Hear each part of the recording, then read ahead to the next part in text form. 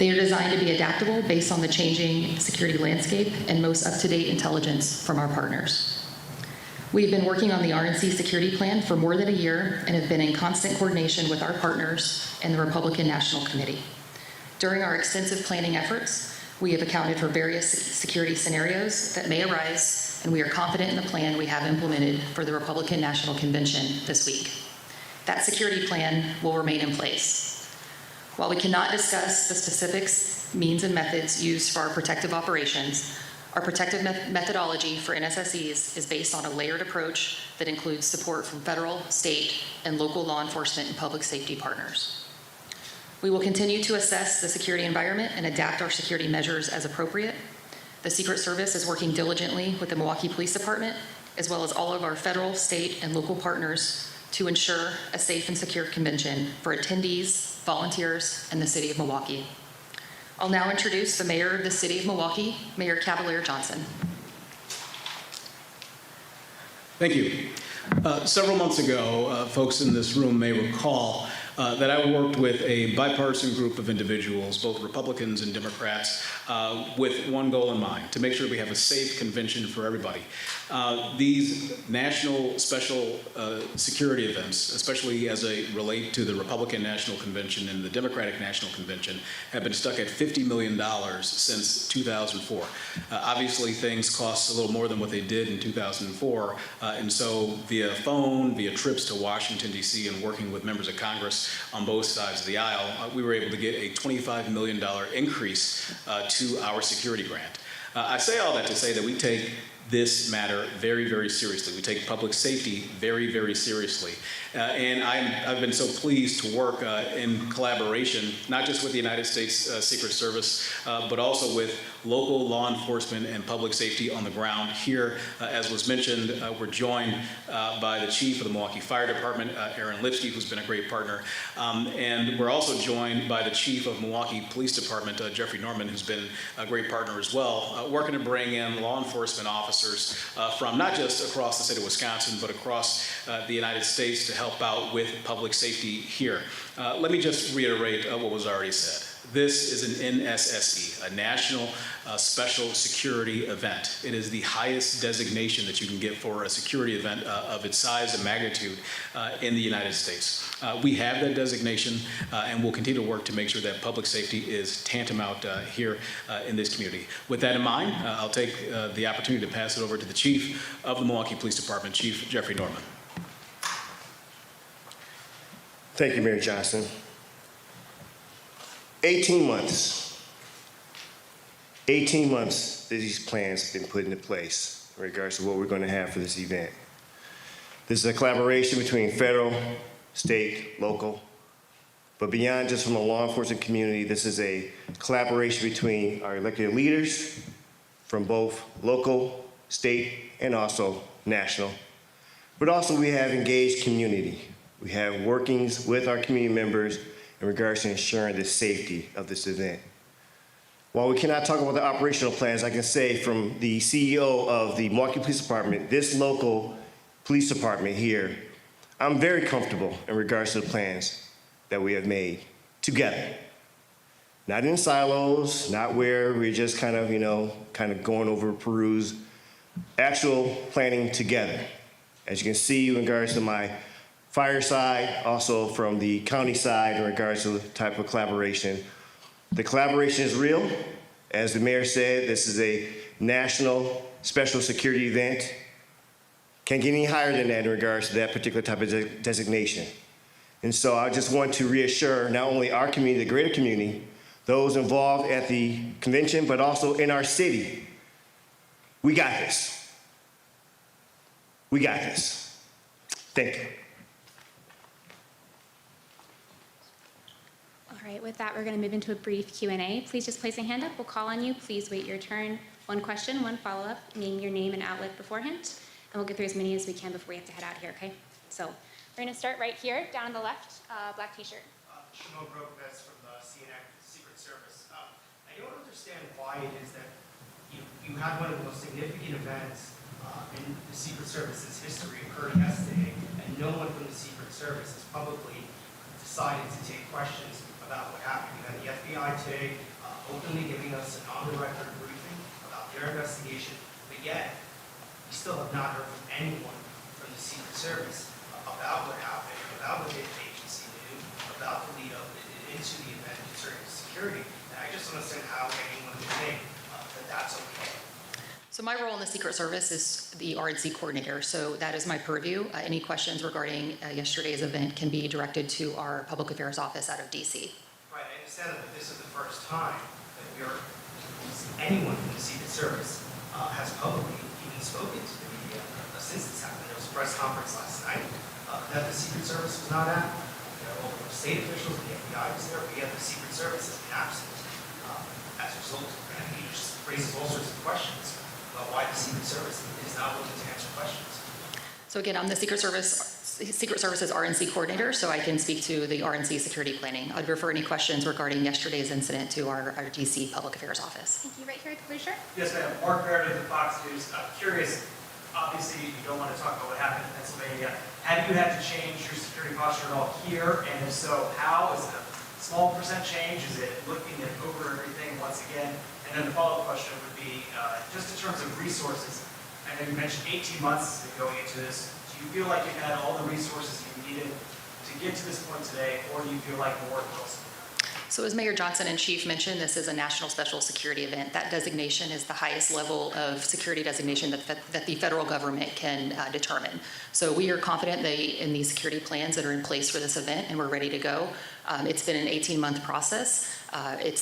We've worked together over that 18 months to develop operational security plans for any and all aspects of security related to this event. But did it change within the last, has any change been made in the last 24 months? We're not anticipating any changes to our operational security plans for this event.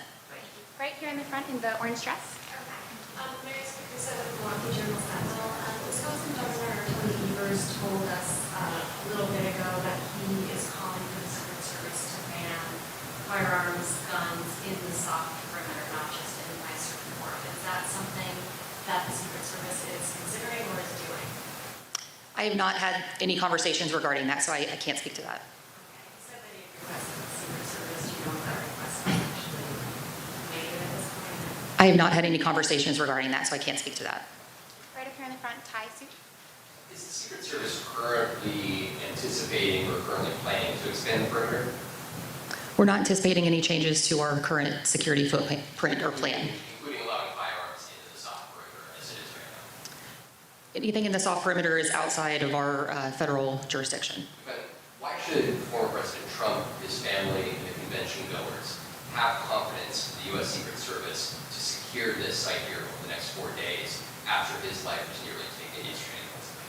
So this event has been designated as a national special security event, which is the highest level of security for an event that can be designated by the government. So this is a whole of government approach. We've had an extensive planning process to include many organizations building out the operational security plans for any and all aspects of security related to this event. Have you had the resources you need? Yes, we are fully prepared and have a comprehensive security plan in place, and we're ready to go. Right here in the front, black shirt. CBS News. Why are you not expanding the perimeter?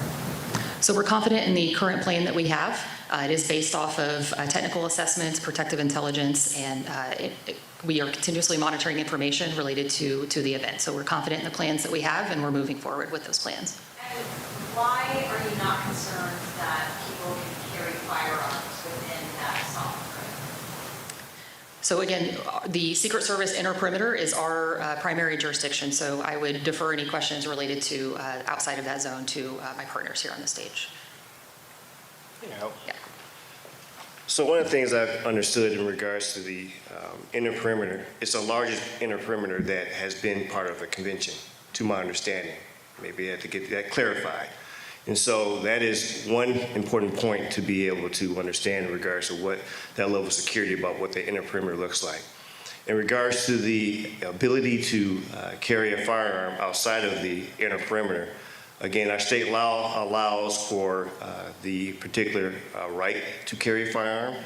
We as a city cannot legislate out of that, and I don't know if our mayor wants to speak on that anymore in regards to that. And so in regards to our law enforcement aspect, we have to operate within those guidelines. Unless it's something that is against state law, we have to respect Second Amendment right to carry your firearm, especially in regards to open carry or carry and conceal if you're licensed. And so that is a, again, issue that we have to navigate. And I will say this, and I've said this many times, as that is your right, please exercise your right in a responsible manner. Please ensure that the behaviors that we would like to see for those with that responsibility aligns with that responsibility. The Milwaukee Police Department will not tolerate any particular behaviors outside of what is legally allowed in regards to that right.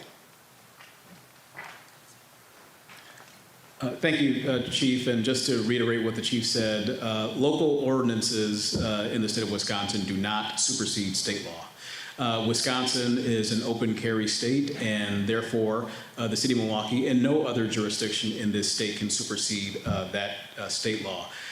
Folks should be aware, though, that proactively before the convention gets started, we did take action at the local level to ban items that we could ban. So we used our authority already at the municipal level to take that sort of security precaution that we were able to do. But in terms of banning weapons in the outer perimeter, that is not within our purview because of state law.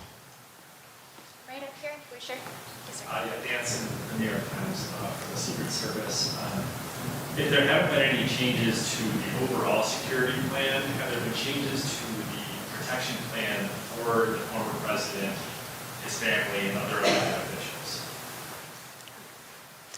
So I'm the RNC coordinator, so I can only speak to the National Special Security event. The plans that we have in place will continue as is, and we're confident in those plans.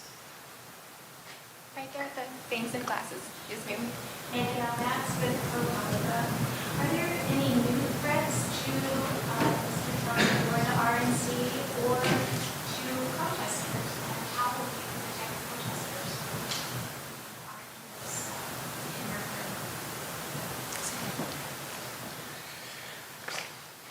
Good afternoon, ladies and gentlemen. I'm Michael Hensel. I'm the special agent in charge of the FBI for the state of Wisconsin. For your first question, the men and women of the FBI in the state of Wisconsin who work in our 6 offices, along with the assistance of our 56 field offices across the United States, and our domestic and international federal partners, have worked over the last 18 months to take information in, intelligence in, evaluate that information, and then disseminate it to both our state and local partners to address any threats. Currently, there are no known articulated threats against the RNC or anyone visiting the RNC.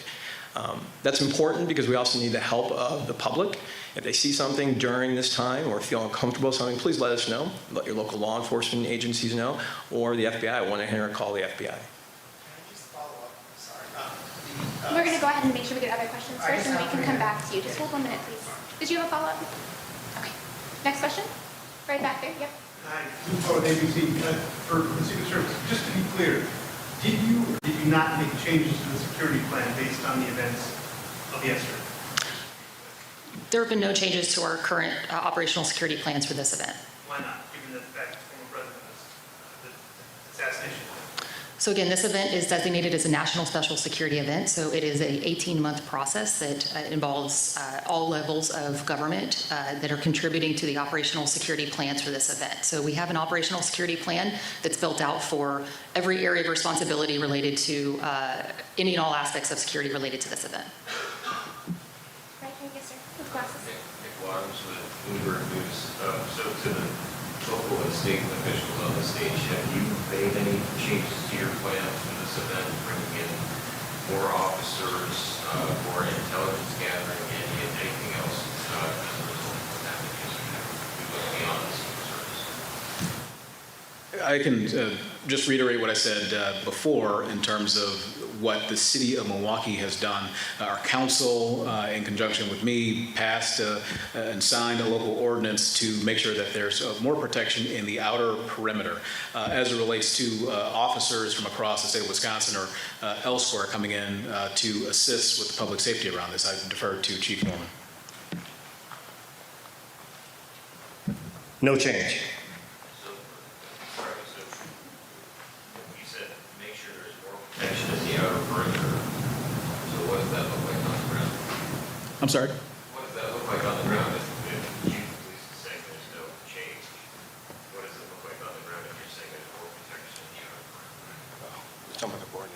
So the ordinance that I'm referring to that. All right, we've been listening to the Secret Service, the FBI, Milwaukee Police, that's the mayor of Milwaukee, as well as other officials, all giving updates on the security measures ahead of the Republican National Convention, which officially kicks off tomorrow. The Secret Service said they are not anticipating any changes to their security plans following the attempted assassination on the former president, in part because the RNC already had the highest security designation. Now, one of the challenges that security addressed during this press conference is the open carry laws of the state of Wisconsin. But the chief of Milwaukee Police said he believes that this is the largest inner perimeter of any convention and is, quote, very comfortable with the plans, adding, "We got this." I'm going to bring back in Scott McFarland, who is in Butler, Pennsylvania for us. He was there at the rally. He has continued to cover every aspect of this. And Scott, I'm just wondering, you've been listening to this press conference as well. What stood out to you? Yeah, the Secret Service taking lead on this historic event that begins tomorrow in Milwaukee is expected. It's noteworthy, but it's not lost on the folks here in Butler, Pennsylvania. They were lead on securing the event yesterday that ended in a calamitous failure, a monumental, historic, singular failure at an event with thousands of people, all of whom went through magnetometers, all of whom were screened. To be vulnerable to a shooting is a massive failure. As the investigation's underway here in Butler, Pennsylvania, let me tell you a few of the most recent updates, Lana. We've learned from law enforcement sources the FBI is in possession of the shooter's phone. It's now at the FBI lab in Quantico, Virginia. The shooter's family is cooperating with the investigation, and according to law enforcement sources, the firearm used was lawfully purchased by the shooter's family some years ago. The crime scene, which is way behind me on a blocked-off road at a farm festival event space, is almost like it's captured in amber. It hasn't moved. It's caught in place. It is the scene of one of the most distinctive criminal investigations in U.S. history, and everything there is untouched from yesterday. Many of the thousands in the crowd left belongings behind. We left belongings and equipment behind. The enormous U.S. flag that was hung over the stage for Donald Trump to speak beneath is still waving in the wind, hanging there. This is a distinctive spot right now as they investigate the near assassination of a former U.S. president and whatever evidence exists on this farm field in Butler, Pennsylvania. Well, Scott, unfortunately, as is all too frequent with public shootings like this, those moments are captured there with belongings strewn about, left in time. But I want to go back to what you were saying about the Secret Service and the massive failure at the event yesterday. You could hear from the reporters a bit of frustration, both that the Secret Service has not been briefing on the event in Butler, and we just heard that the representative of the Secret Service stressed those questions need to go to somebody else. I'm just here to talk about the RNC. But then also this, what seemed curious, that there were no changes to any of the security efforts there. Is that surprising?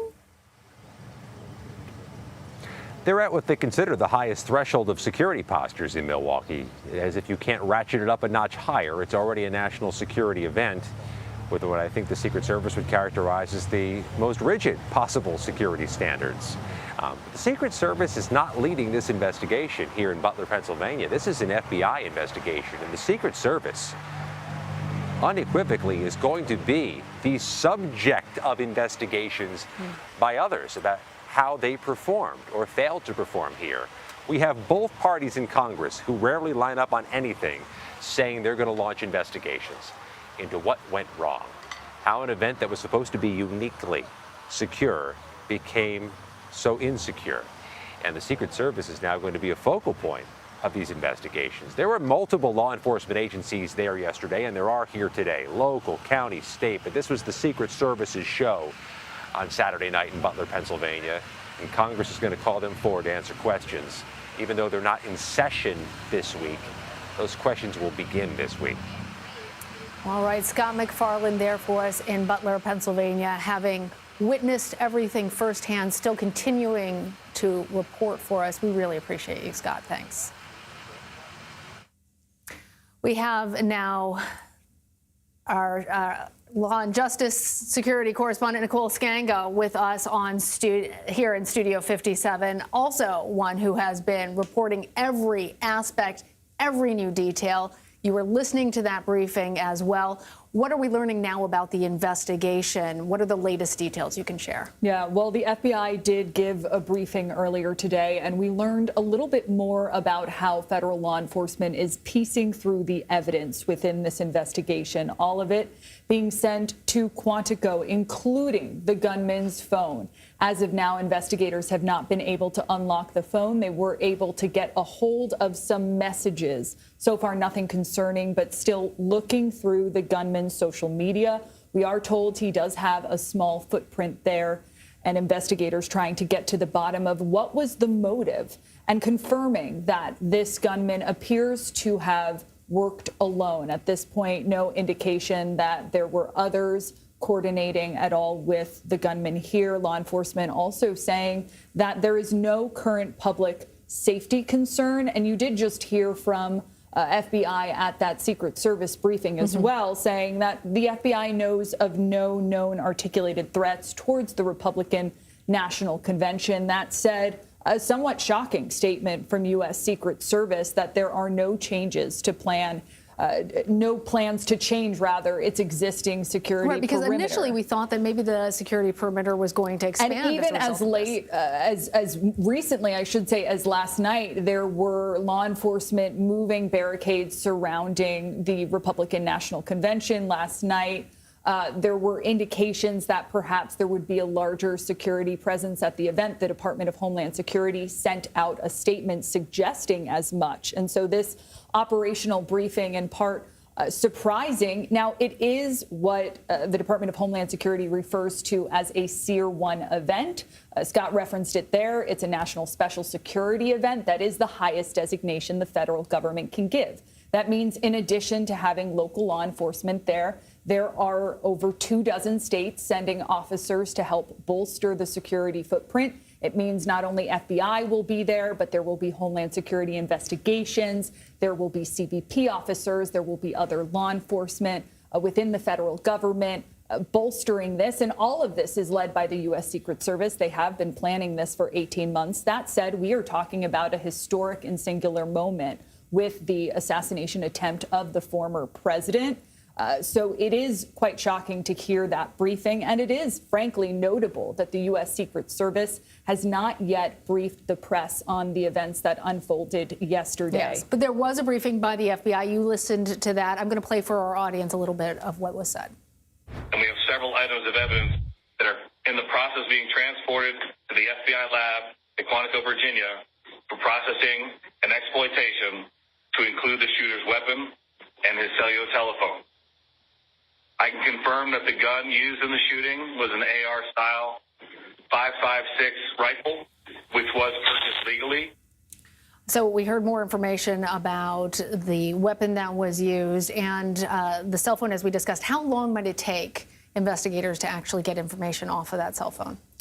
Well, we are standing by for more information regarding how difficult it will be to crack. You heard the president say earlier today he hopes this is a quick and thorough investigation, but right now investigators still unable to open that phone. We should point out, you mentioned the weapon, that AR-style .556. Right now, investigators also trying to figure out whether or not we know, based on tracing of that weapon, that it was legally purchased by the gunman's father. Whether or not the gunman borrowed it, took it, stole the weapon, all of that pointing to possible further charges of the family. We do know the family at this time is cooperating and speaking with investigators. Fully cooperative, as are others that knew him. We have heard from the nursing home where he worked, the community college, everybody saying that they are shocked by this, but that they are all pledging their full support. All right, Nicole Skanga, thank you. Thank you. CBS News political correspondent Caitlin Huey Burns joins us now from Milwaukee. You are there, Caitlin, where the Secret Service just held that press conference. You've been monitoring everything at the convention. You know, there is no security changes that are going to happen, is what we just heard. And we heard you asking a question about why they aren't doing that. Tell our viewers how the Secret Service responded.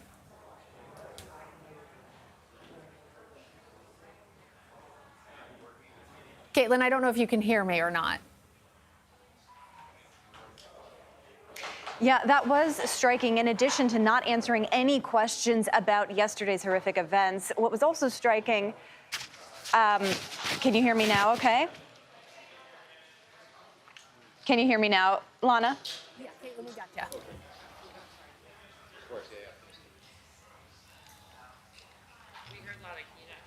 I can hear you. All right, looks like we have to figure out some technical Sorry about issues. that, Lana. All right. In addition to not answering any questions about yesterday's events, they also said that they have no plans to expand the perimeter or make any. All right, Caitlin, we really appreciate it. We're going to check back in with you after we get those things all figured out. We will continue to monitor all of the latest details. For now, a quick break. We'll have more coverage on the assassination attempt on Donald Trump on the other side. You're streaming CBS News 24/7.